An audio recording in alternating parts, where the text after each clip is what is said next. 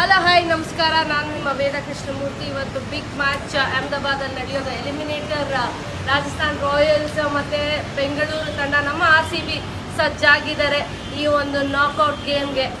ಇವತ್ತಿನ ಮ್ಯಾಚ್ ತುಂಬಾ ಇಂಪಾರ್ಟೆಂಟ್ ಆಗುತ್ತೆ. ನಾಕ್ಔಟ್ ಮ್ಯಾಚ್ ಅಂತ ಹೇಳಿದ್ರೆ ನಮ್ಮ ಬೆಂಗಳೂರವ್ರಿಗೆ ನಾಕ್ಔಟ್ ಮ್ಯಾಚ್ ಅಂದರೆ ಏನು ಹೊಸದಲ್ಲ. 6 ಮ್ಯಾಚ್ ಗೆದ್ಕೊಂಡ್ಬಂದಾಗ ಪ್ರತಿ ಮ್ಯಾಚ್ ನಾವು ಗೆಲ್ಲಬೇಕಾಗಿತ್ತು. ಸೊ ಗೆದ್ದು ಮುಂದೆ ನಡೀತಾ ಇರೋದು ಬೆಂಗಳೂರು ತಂಡ. ಆದರೆ ಆ ಕಡೆ ರಾಜಸ್ಥಾನ್ ರಾಯಲ್ಸ್ ಅವರು ಸ್ಟ್ರಗಲ್ ಮಾಡ್ತಾ ಇದ್ದಾರೆ. ಲಾಸ್ಟ್ 4 ಮ್ಯಾಚ್ ಸೋತಿರೋದ್ರಿಂದ ಅವರು ಕ್ವಾಲಿಫೈಯರ್ 1 ಮಿಸ್ ಮಾಡ್ಕೊಂಡಿದ್ದಾರೆ. ಯಾಕಂದರೆ ಅವ್ರ ಹತ್ರ ತುಂಬ ಆಪರ್ಚುನಿಟಿ ಇತ್ತು ಅಲ್ಲಿ ಕ್ವಾಲಿಫೈ ಆಗಿ ನಿನ್ನೆ ಮ್ಯಾಚ್ ಆಡೋದಕ್ಕೆ. ಬಟ್ ನೆವರ್ದಲೆಸ್ ಬ್ಯಾಂಗ್ಳೂರವರು ನಮ್ಮ RCB ತಂಡ ಅನ್ಕೋತಾ ಇರ್ತಾರೆ, ಪರವಾಗಿಲ್ಲ ಗುರು, ರಾಜಸ್ಥಾನ್ ಬಂದಿದ್ದು ಒಳ್ಳೇದೇ ಆಯಿತು. ಫಾರ್ಮಲ್ಲಿ ಇಲ್ಲ ಅವರು.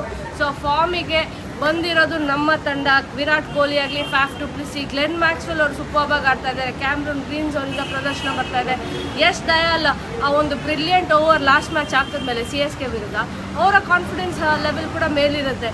ಅದೇ ಥರ ನೀವು ರಾಜಸ್ಥಾನವ್ರು ನೋಡಿದ್ರೆ ಜಾಸ್ ಬಟ್ಲರ್ನ ಮಿಸ್ ಮಾಡ್ಕೋತಾರೆ ಇವತ್ತು. ರಿಯಾನ್ ಪರಾಗ್ ಒಳ್ಳೆ ಫಾರ್ಮಲ್ಲಿ ಇದ್ರೂ ಬೇರೆ ಯಾವ ಬ್ಯಾಟರಿಂದ ರನ್ ಬರ್ತಾ ಇಲ್ಲ. ಬೌಲಿಂಗಲ್ಲೂ ಸ್ಟ್ರಗಲ್ ಮಾಡ್ತಾ ಇದ್ದಾರೆ. ಚೆಹಲ್ ಅವರಿಂದ ವಿಕೆಟ್ಸ್ ಬಂದಿಲ್ಲ. ಸೊ ನನ್ನ ಪ್ರಕಾರ ಅನಿಸ್ತಾ ಇದೆ ಬೆಂಗಳೂರಿಗೆ ಇವತ್ತು ಸ್ವಲ್ಪ ಅಡ್ವಾಂಟೇಜ್ ಇದೆ. ಟಾಸ್ ಗೆದ್ರೆ ಪ್ರಾಬಬ್ಲಿ ಬೌಲಿಂಗ್ ಮಾಡೋ ಪ್ರಯತ್ನ 2 ಟೀಮು ಮಾಡ್ತಾರೆ. ಯಾಕಂದರೆ ರಾಜಸ್ಥಾನ್ ಕೂಡ ಚೇಸ್ ಚೆನ್ನಾಗಿ ಮಾಡಿದ್ದಾರೆ.